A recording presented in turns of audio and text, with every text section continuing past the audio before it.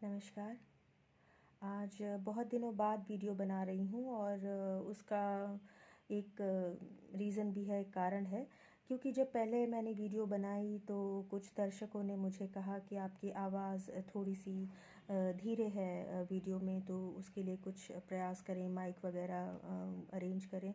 पर मैं सोच यही रही थी कि एक माइक अरेंज करके और फिर ही मैं अगली वीडियो बनाऊँ, लेकिन फिर उस चक्कर में फिर मेरी वीडियो डिले हो रही थी और कुछ मेरे दोस्तों ने मुझसे आग्रह किया कि नहीं, आप वीडियो बनाइए, हमें आपको सुनना अच्छा लगता है।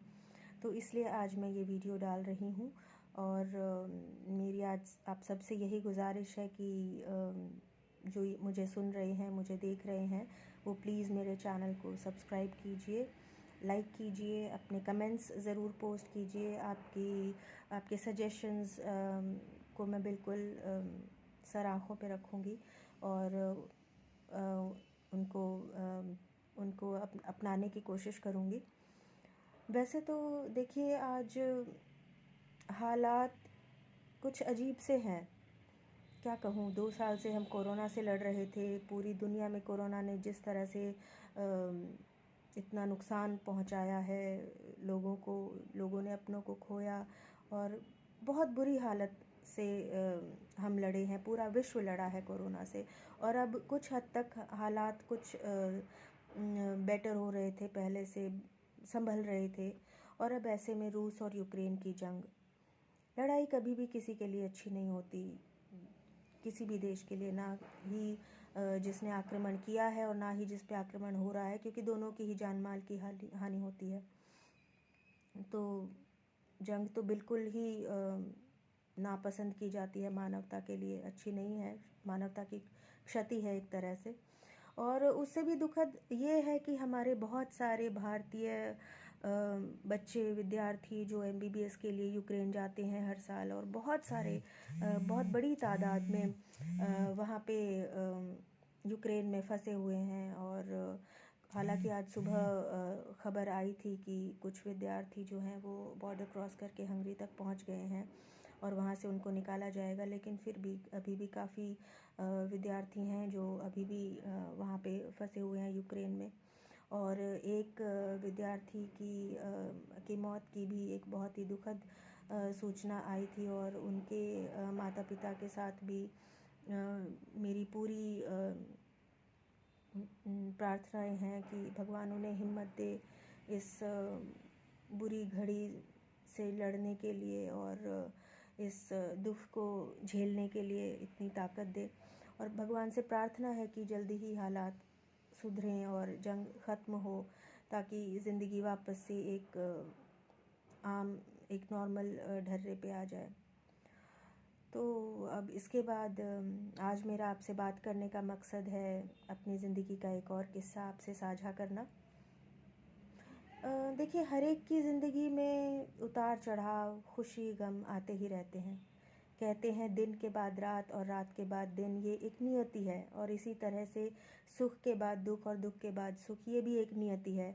अगर कोई ये कहे कि उसकी ज़िंदगी में सिर्फ़ और सिर्फ दुख हैं, तो वो भी थोड़ा सा मुश्किल है। और अगर कोई ये कहे कि उसकी ज़िंदगी में सुख ही सुख है, तो वो भी थोड़ा सा मुश्किल है, क्योंकि हर एक की ज़िंदगी में वजह अलग अलग हो सकती हैं परेशानियों की, लेकिन कहीं ना कहीं कुछ परेशानियां ज़रूर आती हैं। तो ऐसे ही एक बार मेरी ज़िंदगी में भी एक परेशानियों का दौर चल रहा था। और ये बात उन दिनों की है जब मैं स्कूल में पढ़ाती थी और मेरे बच्चे भी उसी स्कूल में पढ़ते थे। तो हम स्कूल बस से स्कूल जाया करते थे और उस दिन सुबह कुछ घर में कहासुनी हुई और दिमाग काफ़ी ख़राब हो गया, मूड बहुत अपसेट हो गया और बहुत उदास हो गई, बहुत निराश हो गई मैं। और मैंने बच्चों को स्कूल बस से भेज दिया, लेकिन मैंने खुद तय किया कि मैं पैदल ही आज का सफ़र तय करूँगी।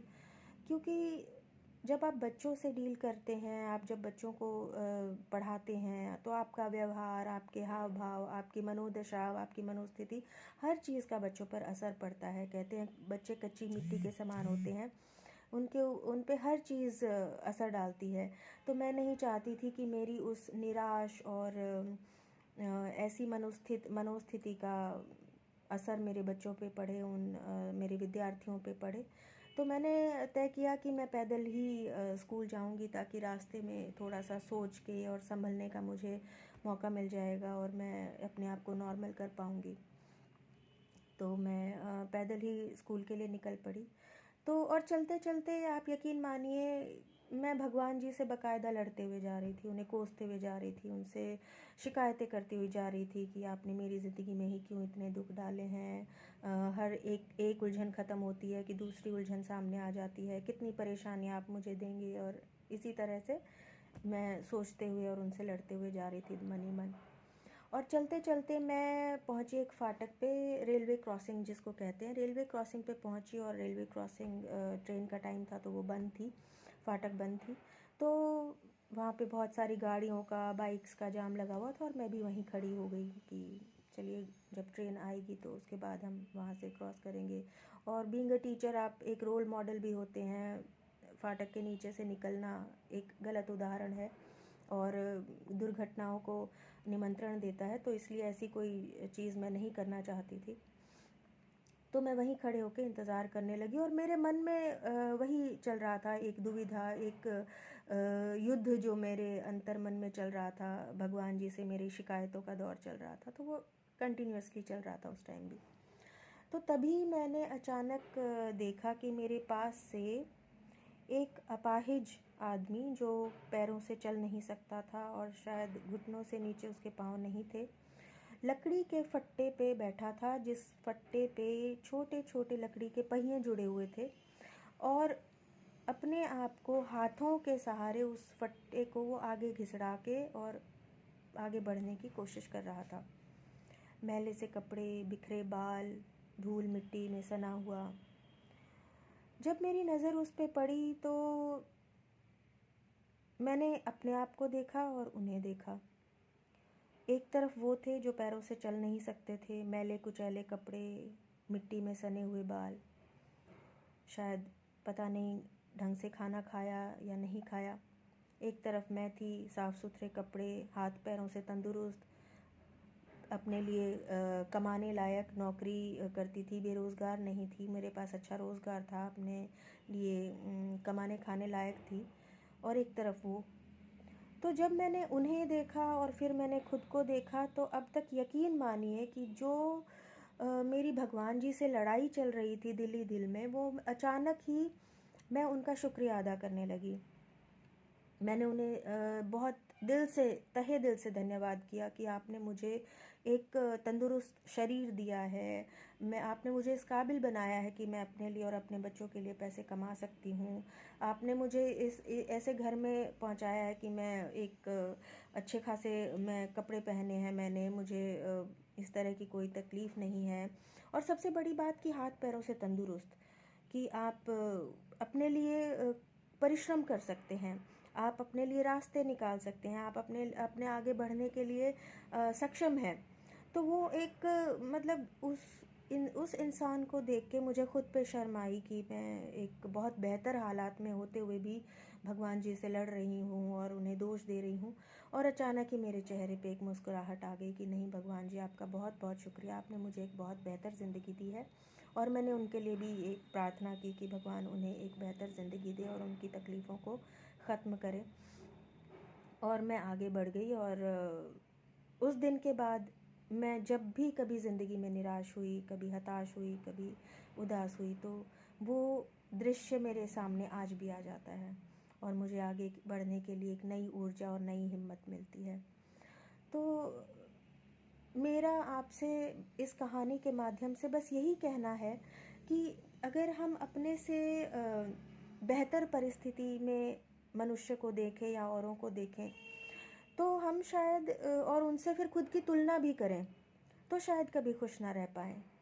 देखिए, आप अगर बढ़ना चाहते हैं, आप रहिए, आप अपना पूरा परिश्रम करिए, आप अपनी ज़िंदगी को बेहतर से बेहतर मुकाम तक पहुंचाने की कोशिश कीजिए। लेकिन फिर भी मैं ये कहूँगी कि आप अपने से अगर नीचे वालों को देख के, जिनके पास आपसे जो आपसे बुरी परिस्थितियों में रह रहे हैं और जीवन बसर कर रहे हैं, अगर आप उनको देख के चलेंगे, तो शायद आप निराश नहीं होंगे ज़िंदगी में, हताश नहीं होंगे, और आपको खुशी मिलेगी कि नहीं, आपको बहुत बेहतर ज़िंदगी मिली है। सपने देखने से आपको कोई नहीं रोक रहा। ऊपर ये कई लोग ये कहते हैं कि अगर हम ऊंचा सोचेंगे नहीं तो ऊंचा बढ़ेंगे कैसे। नहीं, आप बिल्कुल ऊंचा सोचिए, आप उसे, अपने सपनों को साकार कीजिए। लेकिन फिर भी क्या है, मनुष्य का मन कभी भी संतुष्ट नहीं होता। अगर आपके पास ऑल्टो है तो आपको होंडा सिटी चाहिए, अगर आपके पास होंडा सिटी है आपको फॉर्च्यूनर चाहिए, अगर आपके पास फॉर्च्यूनर है आपको फरारी चाहिए। तो वो संतुष्टि कभी इंसान में होती नहीं, उसे और पाने की ललक रहती ही है। तो मुझे तो यही लगा कि दूसरे के महल को देख के अपने झोपड़े में आग लगाना बिल्कुल ठीक नहीं है। तो यही मेरी आज की कथा थी, और आज का मेरा अनुभव जो मैंने आपसे साझा किया मेरी ज़िंदगी का।